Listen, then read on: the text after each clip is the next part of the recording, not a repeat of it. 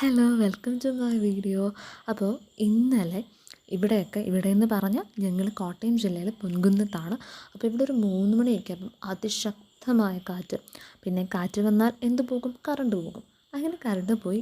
ഇന്ന് വൈകുന്നേരം 7:30 ആയപ്പോഴാണ് വന്നത്. ഈ കറണ്ട് ഇല്ലാത്തപ്പോൾ ഉള്ള ഏറ്റവും വലിയ സങ്കടം എന്താ? മോട്ടറൊന്നും അടിക്കാൻ പറ്റില്ല, വെള്ളം ഇതൊക്കെ ഭയങ്കര ഒരു പ്രശ്നമാണല്ലോ. എനിവേ അങ്ങനെ കുറച്ച് പ്രശ്നങ്ങളായിരുന്നല്ലോ നമുക്ക് കറണ്ട് ഇല്ലാത്തപ്പം.